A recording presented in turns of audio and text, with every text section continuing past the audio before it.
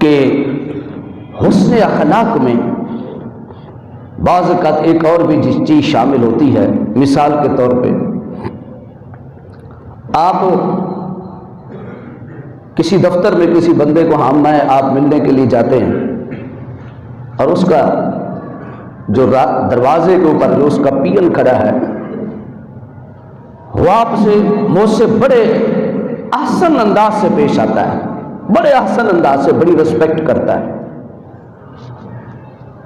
اور جب ہم دفتر میں جاتے ہیں وہ جو سیٹ پر بیٹھا ہوا شخص ہے وہ اپنی سیٹ پہ بیٹھ کے آنے والے سے ہاتھ ملانا بھی گوارا نہیں کرتا۔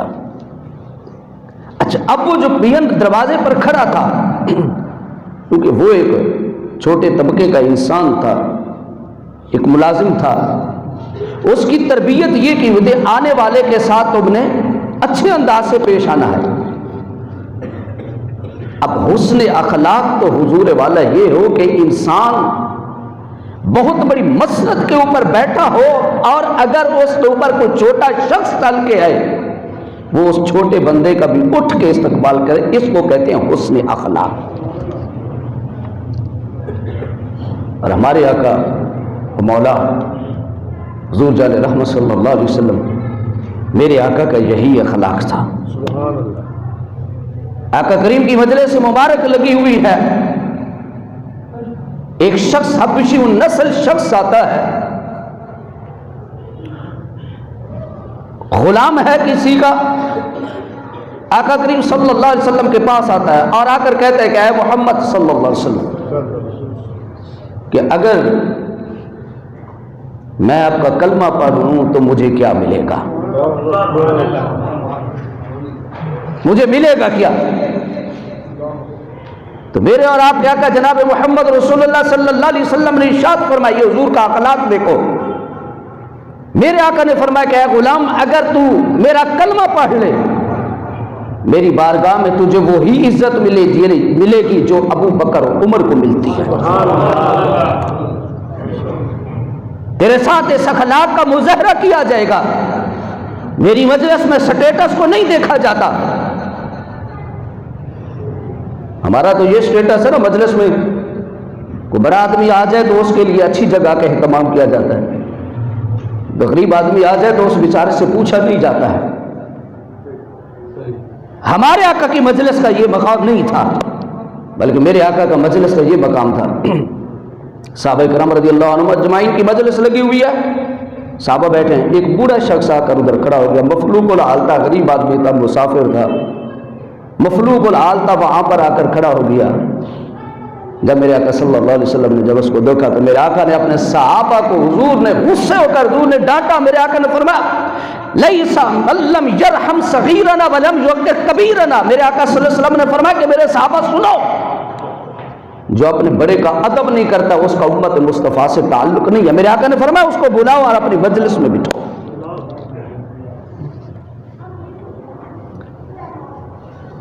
میرے آقا صلی اللہ علیہ وسلم نے ایک ایسے معاشرہ کی تشکیل دی ہے۔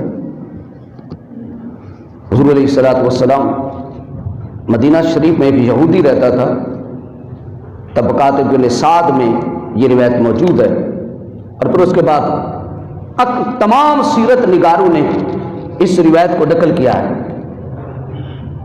وہ یہودی کہتا ہے کہ میں نے نبی آخر الزمان کی تورات میں جتنی بھی صفات پڑھی تھی وہ ساری کی ساری محمد رسول اللہ میں موجود تھی صلی اللہ علیہ وآلہ وسلم،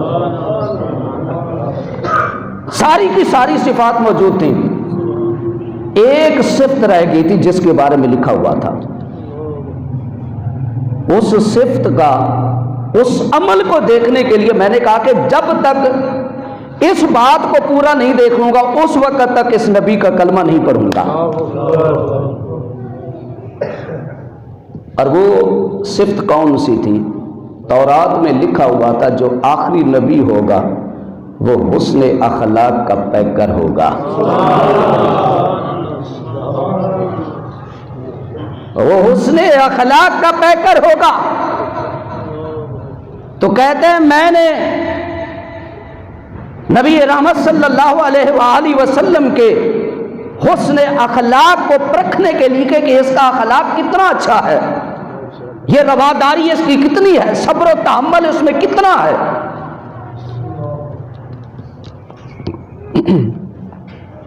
کہتے ہیں کہ میں نے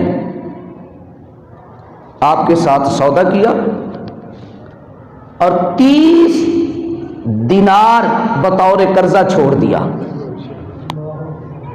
اور ٹائم طے کر لیا کہ اس دن کو میں آپ سے یہ قرض لوں گا، یہ آپ نے واپس کرنا ہے. تو وہ یہودی کہتا ہے ابھی قرضہ باندھے لینے والی ڈیٹ سے 1 دن رہتا تھا. کہتا ہے حضور کے صحابہ کی مجلس لگی ہوئی تھی تو کہتے میں نے جاتے ہوئے میں نے کہا کہ اے آل عبد المطلب، تم لوگوں کے ساتھ ایسے کر تو پیسے لے لیتے ہو پھر واپس نہیں دیتے. جملہ پھر توجہ سے سمجھ لو، آپ کی توجہ نہیں ہے اس جملے کی طرف.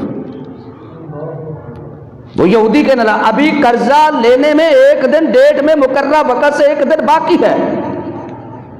اور وہ کیا کہتے ہیں کہ اے آل عبد المطلب، آپ لوگوں کے ساتھ یہی کرتے ہیں،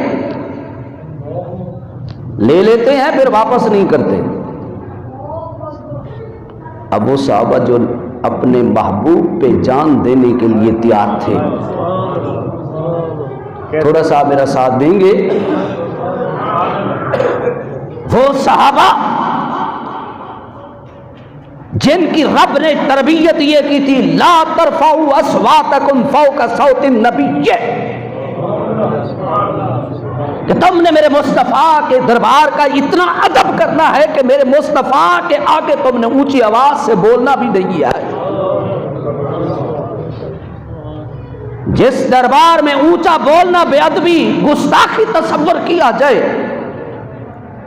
اور پھر صحابہ کرام رضی اللہ عنہم اجمعین فرماتے ہیں جس دن یہ آیت نازل ہوئی اس دن ہم ایک دوسرے کے کان میں جا کے بات کرتے تھے کہ مبادا ہماری آواز حضور کی آواز سے نہ بڑھ جائے. اب مجھے بتائیں جن لوگوں کا ادب یہ سکھایا گیا تھا، حضرت عمر فاروق رضی اللہ تعالی عنہ، آپ اٹھے، تلوار نکالی اور آپ نے ایک جملہ کہا. آپ نے فرمایا کہ مجھے اگر اس دربار کا ادب نہ ہوتا تو میں تیرا سر قلم کر دیتا. جب جناب عمر نے یہ کہا تو آؤ پھر تیرے اور میرے نبی نے کیا کہا. ادھر جملہ کیا کہا گیا؟ حضور کے پورے خاندان پر انگلی اٹھائی گئی. اور یہاں پر ایک جملہ مجھے یاد آ گیا، پچھلے جمعے بھی یہ بات کرنا چاہتا تھا پھر ذہن میں اتر گئی.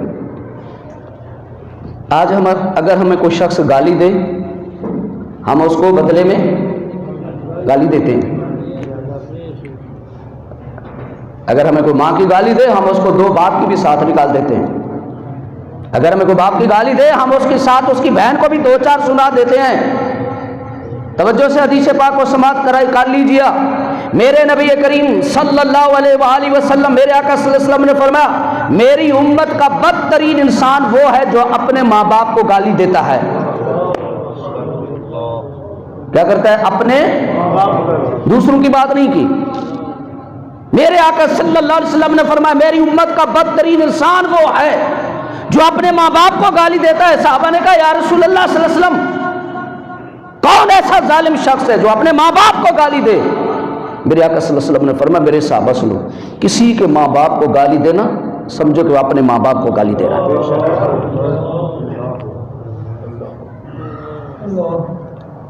جو بندہ کسی کے ماں باپ کسی کے باپ کو برا کہہ رہا ہے وہ آپ اس کے باپ کو نہیں کہہ رہا، وہ اپنے باپ کو برا کہہ رہا ہے. جو کسی کے ماں باپ کو گالی دے رہا ہے میرے اور آپ کیا کہ جناب محمد رسول اللہ صلی اللہ علیہ وسلم نے فرمایا وہ اس کے ماں باپ کو گالی نہیں دے رہا، وہ اپنے ماں باپ کو گالی دے رہا ہے.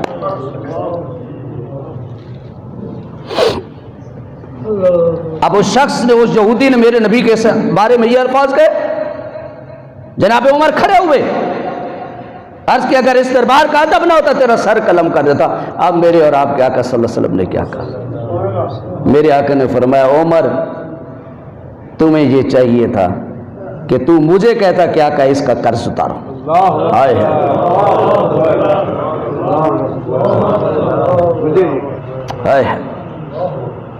میرے آقا صلی اللہ علیہ وسلم نے فرمایا عمر تجھے چاہیے تھا کہ مجھے کہتے کہ آقا اس کا قرض دیجیے، الٹا تم مجھ کو ڈانٹ رہے ہو. میرے آقا نے فرمایا عمر اب دو کام کر. میرے آقا نے فرمایا عمر دو کام کر. کون سے؟ میرے آقا نے فرمایا پہلا کام یہ کر اس کا قرض دے، اور دوسرا جو اس کی تو نے دل آزاری کی ہے اس کے لیے بھی تو اس کو راضی کر. جو اس کی دل آزاری ہوئی ہے اس کو راضی کر. جناب حضرت عمر رضی اللہ تعالیٰ نے فرمایا میں اس یہودی کو لے کر گیا نا، اس نے کہا عمر قرضے کی بعد میں بات کریں گے، پہلے مجھے نبی کا کلمہ پڑھا. حضرت عمر نے کہا کہ کیوں؟ کہا میں نے تورات میں جو آخری نبی کی صفات تھی وہ ساری دیکھ لی تھی، یہ آخری صفت رہتی تھی. آج مجھے پتہ چل گیا جو سچا اور آخری نبی ہے یہی محمد رسول اللہ صلی اللہ علیہ وسلم ہے. یہ ہے میرے اور آپ کے آقا کا حسن اخلاق، یہ ہے میرے اور آپ کے آقا کا اخلاق عظیم. حضور نبی رحمت صلی اللہ علیہ وسلم صحیح بخاری میں یہ حدیث پاک جس کو حضرت عبداللہ ابن مسعود رضی اللہ تعالی عنہ روایت کرتے ہیں، آپ فرماتے ہیں آقا کریم صلی اللہ علیہ وسلم کی بارگاہ میں کچھ مال غنیمت آیا، نبی کریم صلی اللہ علیہ وسلم تقسیم فرما رہے تھے. ایک شخص کھڑا ہو گیا جو منافق تھا، ایک شخص کھڑا ہو گیا جو منافق تھا. وہ کہنے لگا اے اللہ کے رسول صلی اللہ علیہ وسلم، آپ نے یہ جو تقسیم کی ہے اس میں آپ کی اللہ کی رضا شامل نہیں تھی. یہ جو آپ نے مال تقسیم کیا ہے اس میں اللہ کی رضا جوئی کا ارادہ نہیں تھا. تو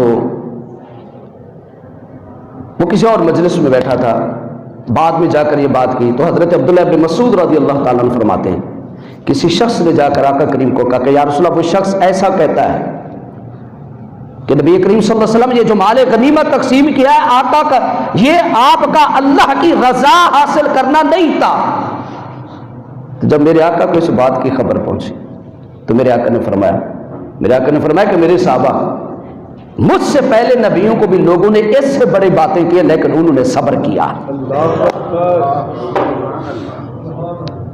ہمیں اگر کوئی آ کر جھوٹ بھی بولے کوئی فلاں بندہ تیرے بارے میں یہ کہہ رہا تھا، اس کی ماں بہن بھی یہ کر دیتے ہیں، اس کے ساتھ جو ہم سلوک کرتے ہیں وہ ہمارا معاشرہ تمہارے سامنے ہے.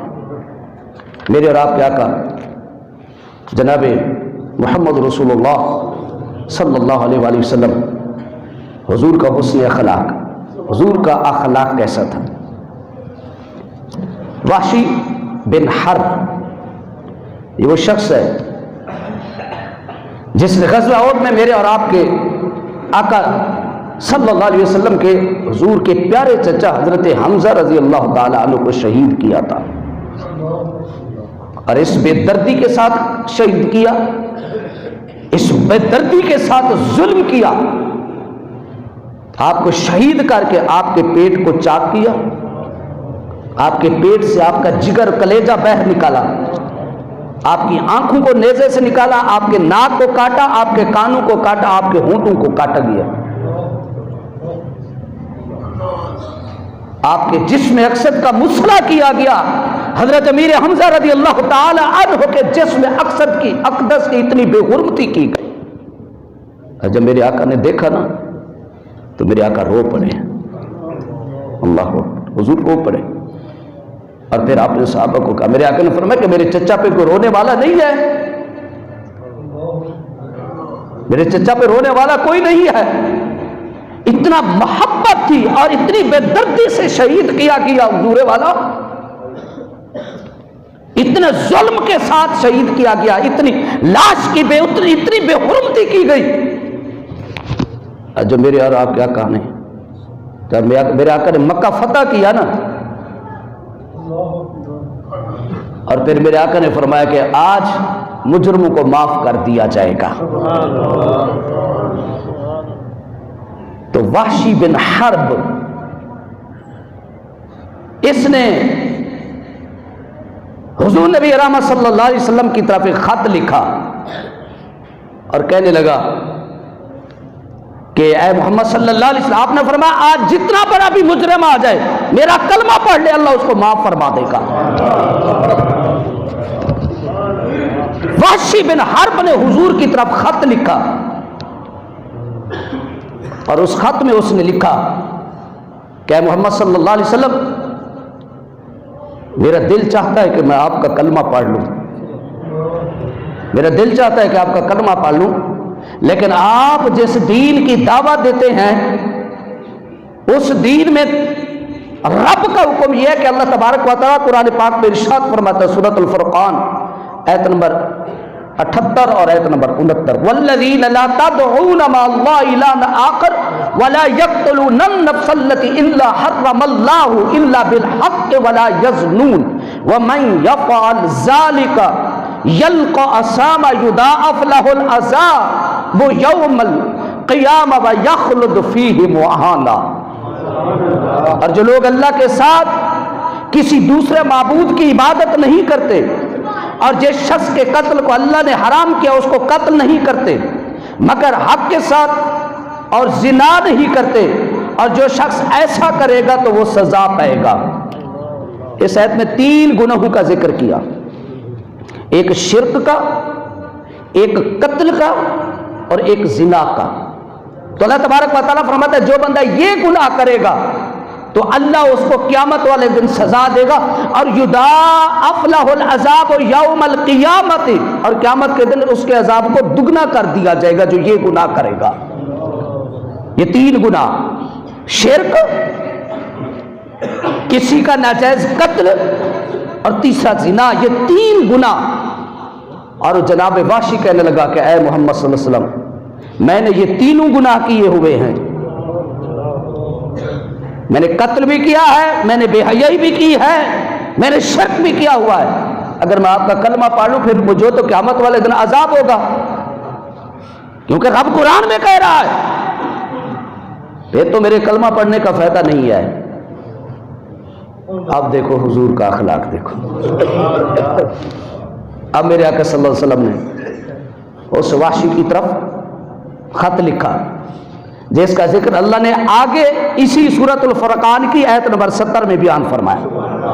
میرے آقا صلی اللہ علیہ وسلم نے فرمایا کہ وحشی سن، میرا رب کہتا ہے الا من تاب وآمن وعمل صالحا فاولئک یبدل اللہ سیئاتہم حسنات وکان اللہ غفورا رحیما۔ کہہ دے سبحان اللہ۔ اللہ تبارک و تعالیٰ ارشاد فرماتا ہے وحشی الا من تاب وآمن، جس نے توبہ کی ایمان لے آیا وعمل صالحا، عمل صالح کیے تو رب کیا کرے گا؟ فاولئک یبدل اللہ سیئاتہم حسنات، اللہ اس کو انعام یہ دے گا کہ توبہ سے اس نے جتنے بھی پہلے گناہ کیے تھے اللہ اس کے گناہوں کو بھی نیکی میں بدل دے گا۔ میرے آقا نے فرمایا کلمہ تو پڑھنا، میرے آقا نے فرمایا ایمان تو لے آ، میرے آقا نے فرمایا اسلام میں داخل تو ہو جا۔ آگے بھی عرب کا پڑھا لکھا بندہ تھا، عربی دان تھا، جب اس نے یہ، میں سمجھتا ہوں کہ اللہ جب راستے کھول دیتا ہے تو پھر کرم بھی کر دیتا ہے۔ پھر وحشی نے پھر لکھا، اس نے کہا کہ اے محمد صلی اللہ علیہ وآلہ وسلم، اس نے کہا کہ اللہ تبارک و تعالیٰ نے اس میں ایک شرط رکھی ہے۔ کیا رکھی ہے؟ شرط۔ اور وہ شرط کون سے؟ الا من تاب وآمن، میں ایمان بھی لوں گا، پچھلے گناہوں سے توبہ بھی کروں گا، اور اگلی شرط ہے وعمل صالحا، رب کہتا ہے نیک عمل کرے، خالی کلمہ نہیں، نیک عمل کرو۔ اور وہ کہنے لگا پتہ نہیں ایمان لانے کے بعد میں عمل کر سکتا ہوں یا نہیں کر سکتا۔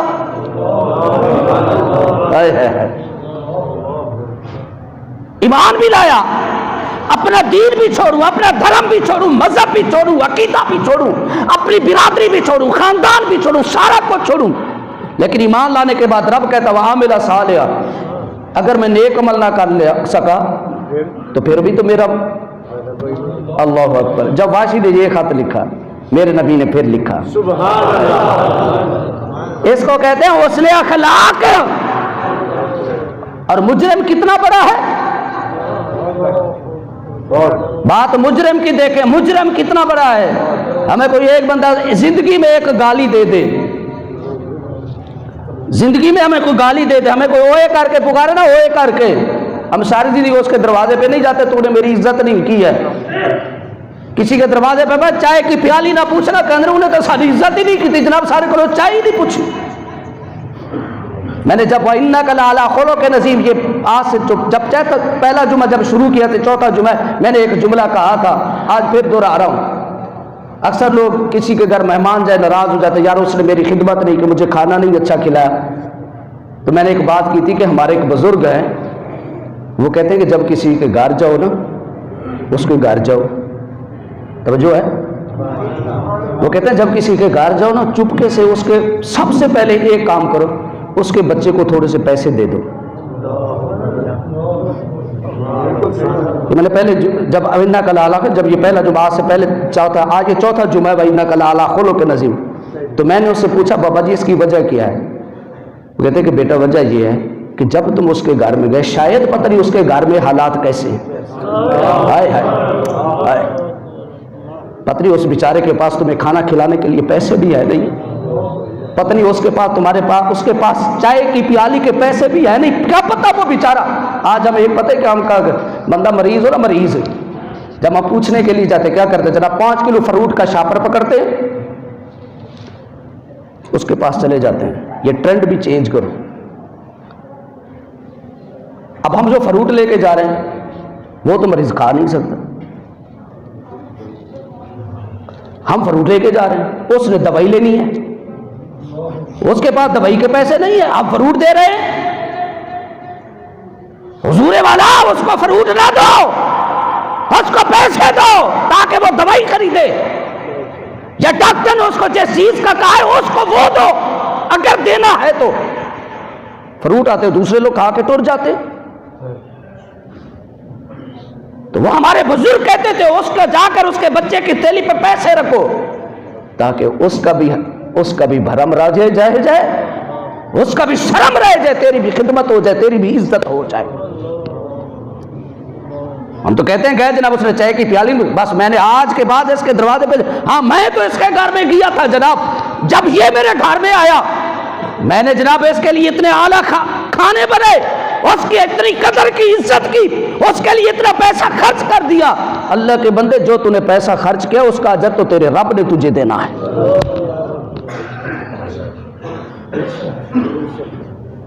میرے نبی کریم صلی اللہ علیہ وسلم نے فرمایا آنے والے مہمان پہ جتنا بھی خرچ کیا جائے اللہ اس کو اتنا دگنا اجر عطا فرماتا ہے۔ ہم تو مہمان پہ خرچ بھی اس لیے کرتے ہیں آج اس کی قدر کریں گے، اس کے گھر میں جائیں گے یہ قدر کرے گا۔ ہم تو کسی کو، ہمارا معاشرہ کا ٹرینڈ یہ ہے، آپ تو کسی کو اچھا کھانا اس لیے کھلایا جاتا ہے تاکہ جب میں جو وہ مجھے اچھا کھانا کھلائے۔ حضور یہ حسن اخلاق نہیں ہے، حسن اخلاق یہ ہے کہ تو اپنے اخلاق کا مظاہرہ کر، تم اجر اپنے رب سے لینا، کسی اور سے اجر نہیں لینا۔ میں بات کو ختم کرنے کی طرف، تو نبی کریم صلی اللہ علیہ وسلم نے جب اس نے یہ کہا، اس نے کہا کہ اللہ نے یہاں پہ شرط رکھی ہے الا من تاب و آمن و عمل صالحا، اللہ نے عمل صالح کی شرط رکھی ہے، اور اگر میں عمل صالح نہ کر سکا تو پھر کلمہ پڑھنے کا فائدہ نہیں ہے۔ اللہ اکبر، میرا نبی اتنے بڑے مجرم کو بھی معاف کرنے کے لیے بیٹھا ہے۔ کاش کے وہ کسی بزرگ نے اچھا جملہ لکھا، اس نے کہا کہ ہماری بد قسمتی یہ ہے کہ ہم خدا کو ایک مانتے ہیں، ہماری خوش قسمتی یہ ہے کہ ہم خدا کو ایک مانتے ہیں، لیکن بد قسمتی یہ ہے کہ خدا کی ایک بھی نہیں مانتے۔ ہم حضور سے محبت کا دعویٰ تو کرتے ہیں، کیا کسی کو معاف کرنے کے لیے تیار ہیں؟ نہیں، اب ایسا معاملہ نہیں ہے۔ ہم مر جاتے ہیں یہ کدورات اپنے دل میں لے کے چلے جاتے ہیں، بلکہ یہ نفرت اپنی اولاد کو بھی دے جاتے ہیں کہ میرے مرنے کے بعد ان سے صلح نہیں کرنی ہے، ان کے ساتھ صلح نہیں کرنی، میرے جنازے پہ بھی نہیں آنے دینا۔ کون ہے تو اپنے جنازے پہ روکنے والا؟ ہماری تو کدورتیں نفرتیں اس حد تک بڑی ہوئے اس معاشرے کی۔ آؤ میرے اور تیرے نبی کا کردار کیا تھا، میں بات کو ختم کروں۔ میرے اور تیرے نبی کا کردار کیا تھا؟ اتنا بڑا نبی کو دکھ دینے والا، میرے آقا کے چچا کو شہید کرنے والا، میرے آقا کے چچا کے جسم اقدس کی اتنی بے حرمتی کرنے والا، جب اس نے کہا کہ رب کہتا ہے عمل صالح کرو، ہو سکتا میں عمل صالح نہ کر سکوں، میرے رب نے فرمایا واشی سن، میرا رب فرماتا ہے قل یا عبادی الذین اسرفوا علی انفسہم لا تقنطوا من رحمت اللہ ان اللہ یغفر الذنوب جميعا۔ میرے آقا نے فرمایا اے واسی، میرا رب کہتا ہے اے انسان تو جتنا بڑا گناہ کر لے اللہ کی رحمت سے کبھی نا امید نہ ہونا، رب کی بارگاہ میں توبہ کر لینا، تیرا رب تجھے معاف فرما دے گا۔ جب واشی نے یہ سنا دوڑتا ہوا میرے مصطفیٰ کے پاس آیا، میرے نبی کا کلمہ پڑھا۔ یہ ہے میرے اور آپ کے نبی کا اخلاق۔ اللہ ہمیں عمل کی توفیق عطا فرمائے۔